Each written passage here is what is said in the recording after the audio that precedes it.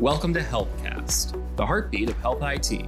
I'm Alexander Bolova, production lead at GovCIO Media and Research, and today we are discussing the potential impacts of AI on health equity. With me today are managing editor Ross Gianfortune and staff writer researcher Jayla Whitfield. Hi, everyone. Hello. Hi. Health equity is a topic that we have discussed quite a bit on HealthCast, and recently, with President Biden's executive order on AI, it has come to the top of our minds about the potential impacts of AI on health equity. Jayla, I know that you recently wrote an article about this very topic, so we're taking today's episode to outline the current state of health equity and what AI could mean for improving health access for everyone. This is such an important topic. When it comes to healthcare disparities, it really impacts all Americans, including those that are getting healthcare coverage based on the mortality rates, those with mental health issues, those with chronic conditions. And many times it's those demographic factors that really matter the most, like your socioeconomic status, possibly your gender, your sexual orientation, your age, and race, that really shape an individual's ability to receive the best care.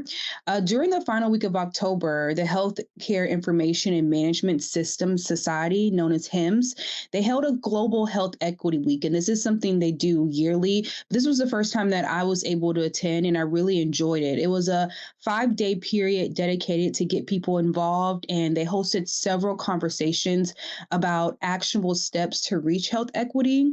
The week focused on digital health, emerging technology like AI, as you mentioned, the social determinants that are impacting health, and maternal health. One of those events that I was able to attend was the Congressional Breakfast Briefing on AI, and they discussed the path forward to health equity, and it was extremely informative. The discussion shed light on how federal leaders are basically strategizing on how to develop systems using AI that can help curb these disparities. So for many leaders, it starts with the data. That was a big thing that they discussed in that conversation, because they said you need the key data available to understand what communities need and what they're missing. Overall, the conversation was really optimistic, though. The healthcare leaders believe there is promise in using AI to achieve equity because it can help close those gaps and fix some of those problems. But they also made it really clear that the technology must be used ethically and accurately. One area where equity is needed most that they brought up is maternal health care in America. And this is an area where inequities thrive. In America, women of color are 2 to 3 more times likely to die from pregnancy-related causes than white women. So during the Global Health Equity Week, HIMSS actually held a virtual discussion on bridging the gap in maternal health. And it was a really in-depth, great discussion that included women that have had like a direct experience when it comes to these inequities, women that have gone to the doctor's office and maybe their doctor wasn't listening as well, or ended up having to get a C-section when they went in for a regular delivery. So they were able to share their stories, and it really made you understand just how big these problems are and how far and wide they spread. But especially just over the entire week of Global Health Equity Week, hearing the diverse perspectives from healthcare leaders, people that have actually experienced these inequities, doctors, nurses, it makes it clear how important it is to move this needle forward on health equity for all. There is, I think, a notion, and I was reading some NIH reports and prepping for this conversation, that these inequalities are either unbridgeable or don't exist. There's a real sort of public opinion concern here because the cold hard facts are, as Jayla laid out, fairly easy to see, and the data that exists are there. Because NIH researchers do generally agree on the causes for these disparities, mostly structural or sort of social determinants of health. And in both cases, there are ways to analyze and bring forward a lot of information to better examine health equity. We can process the data in better ways so that health providers can bring forward better care. So, along with covering health equity in our general reporting, GovCIO Media and Research has also been hosting a health tech equity working group. I know it's had a couple of meetings. Can you all tell me a little bit about the takeaways from the working group, some of the topics that were discussed? I think those working groups are really essential and just hold a lot of value. When you sit in the room, you're able to hear from a variety of different leaders across agencies that are all talking about the same issue, how equity is a problem, not just in the healthcare, not just in VA, but everywhere. It's a problem that they're trying to solve. In some of the previous healthcare working groups that we've had, they've discussed developing a policy for cross government data sharing. They've also discussed building trust in the government. That's a really big one because, if people don't trust the government, they're not going to rely on the government for the basic necessities that they should be relying on the government for. They also discuss the biases that are created and exploring those biases. There's also biases, just with generally speaking, with healthcare devices that we use. There are some devices that are actually made to better assist and help certain demographics than other demographics. So, looking back at some of these tools and the way that we've been historically doing things to make sure that we're getting it right. So, those conversations have been essential in just moving the needle forward, bringing some of these issues to the forefront, and they're really great. Yeah, and for listeners who want a little bit more in depth conversation specifically on the working group, we do have a prior healthcast from May this year talking directly about the health tech equity working group. So I encourage you all to go check that out. One of the things that came out of the working group, the health equity working group, was some of the problems that come with bias in technology. I know Jayla just touched on some of the health equipment that works for some people better than others. I know specifically, I know there's a lot of issues about size and the ways that people work within the healthcare system regarding those issues. But certainly, in the tech side of things and the data side of things, things like algorithmic bias and data bias are issues that are now coming more to the forefront as there's more adoption of emerging technology.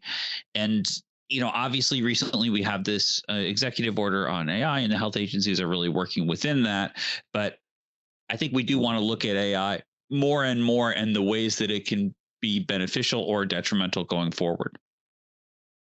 Yeah. So let's focus a little bit more on AI. I mean, we've established really well the current issues in health equity and the conversations that are actively happening in the federal government around this.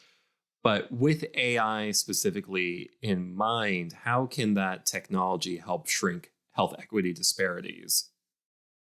I think the technology, it could be used as an automation in the healthcare. It's great for being able to analyze that data quicker, and it's also good to be able to give faster diagnoses. Basically, doctors can be able to get treatment plans quicker. But I do think that regardless of how it's used and in the ways that it's used, it's always going to require there being a human in the loop, especially in the healthcare field. These diagnoses and going to the doctor, there's just so much relied on that. These are could be life and death situations. So even though AI may give a doctor faster diagnoses or read the data a little bit quicker, that doctor or nurse is going to have to go back and look over that data and make sure it's correct before saying, here's the best medicine for you, or here's the best treatment plan. So I think that human in the loop with AI working hand in hand is going to help us reach health equity even faster. Yeah, the speed aspect is really a benefit in terms of being able to automate some of the, I guess, more tedious manual processes. But that does raise the concern, though, about having the right data in these AI systems so that they're not perpetuating the same biases that already exist. Isn't that right?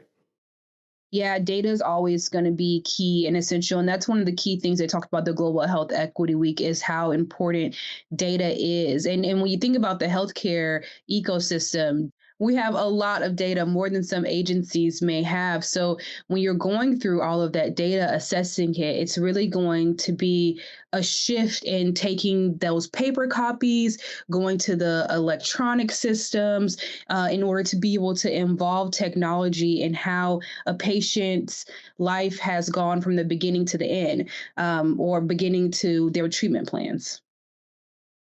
Yeah, I would say just to sort of end up a little bit, this is where public health agencies really are trying to get their claws into the HHS Healthy People 2030 priority area. Has a lot about health equity. There's a lot of emphasis on literacy, health, social determinants of health. But more than anything, there is a 5 point framework, I guess I would say, and data is one of those five. But there's also definitional things that rely on data, resources that rely on data and how they use data, finding objectives based on indicators. The data really does power everything when it comes to these moves to try and reduce inequities in public health. And agencies are using technology both to analyze and to gather, because you can't really fix the problem or try to help fix the problem if you can't define it. Yeah. And just curious, we talk about having the right data. Where is that data coming from? Jayla, you had mentioned, digitizing physical paper records is a big aspect of that. But is this data that we already have by and large, or is this going to require us getting more data to use in these AI systems, new data? So a lot of the data they already have, like when you go to the doctor and you fill out the same paperwork over and over again, every single time they have that data. But it's the simple fact of taking paper copies and moving them into computer copies. And also, I don't think it's going to be just new data. It's going to be working hand in hand with the old data and adding in new data the correct way. So it'll be a little bit of both. If that's, I don't know if Ross wants to chime in on that as well. Yeah, that's something that really has to be bridged. We're certainly in all the things that you see with digital government, that's something that needs to be sort of figured out, because there is so much in so many disparate systems. Technology has to be able to bridge those gaps as best as it can, because that's where things like AI and data processing really need to pick up the slack. So it's not just AI using data to create its decisions and automate, but it's also using that technology to even find the data in the first place. Yeah, for sure. I mean, that's one of the things that gets not lost, but sort of on the back burner when it comes to machine learning and technology. Just getting everything in one place so that it can be read. I know, Jayla mentioned data sharing and things like that. There's more than one doctor that you're going to visit if you have nobody only goes to one doctor, I should say. And that includes people who go to, for example, the largest healthcare system in the United States, which is the Veterans Affairs Department. I mean, those sort of interoperability issues are things that need to be bridged by technology, because I mean, could you even imagine the person that has to do the data input? That's impossible. So that's why you have these kind of faster processing systems. And that's we're still very nascent in that, because as with all things in this sort of moment in history, you're kind of building the ship as you're rowing. So you really have to keep up with a mile marker that keeps moving further away. Yeah, it's certainly a challenge to keep up with the pace of technology, but it does sound like AI has great potential to be the tool that gets us to where we need, especially in the health equity space. Well, Ross, Jayla, thank you so much for chatting with me today. Listeners can tune in 2 weeks for a brand new HealthCast, but until then, If you like what you heard, make sure you leave a review and a 5-star rating on the podcast platform of your choice.